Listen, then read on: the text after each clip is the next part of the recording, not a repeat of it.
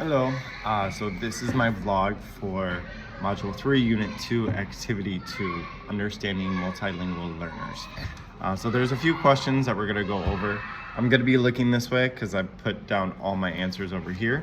For the first questions, the benefits of scaffolding classroom discussions specific to ELL, MLL students. So I'm basing my answers based on both my research, but also my experience.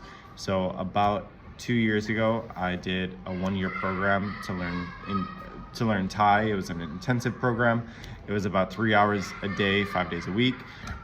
So some of these that I saw, I think pertain to my experience, but I think to most students' experiences. So one thing that I saw benefiting of using scaffolding in classroom discussions, I think the number one thing is increasing participation and confidence in students.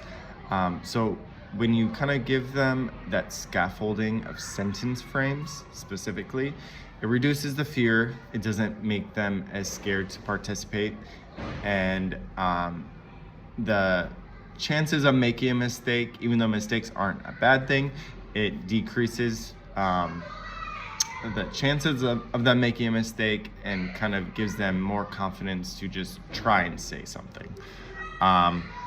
Another thing, which I think is really big as well, it promotes more participation and access to the conversation. So usually what I've seen in my experience, when there's a student that's really high level of English in my classroom, usually they dominate the conversation.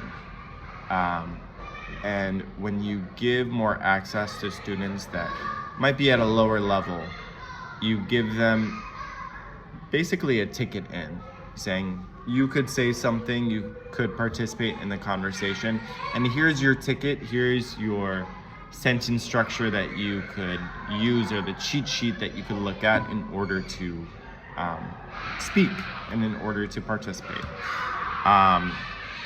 So let me move on to the next one because I just saw the timing. So the benefits of using a learner's native language as a classroom resource. So I think the number one thing is improving comprehension of especially complex content.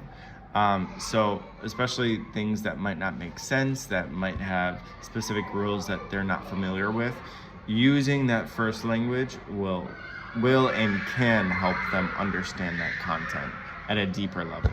And then another thing, it also builds connections between the two languages, especially if it's something like English and Spanish, with using the cognates or the similar grammar structures. It could really help build the building blocks of the L2 language. So let me go on to the next one as well because I'm seeing the time. So best practices to implement when introducing academic vocabulary and content to ELL, MLL students. I think a big thing is pre-teaching key vocabulary. So using visuals, gestures, simple definitions before a lesson, I think could really help.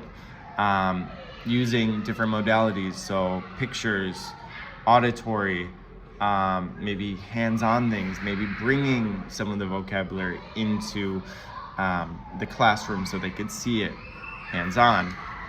Repeated exposure with practice, I think that's really important.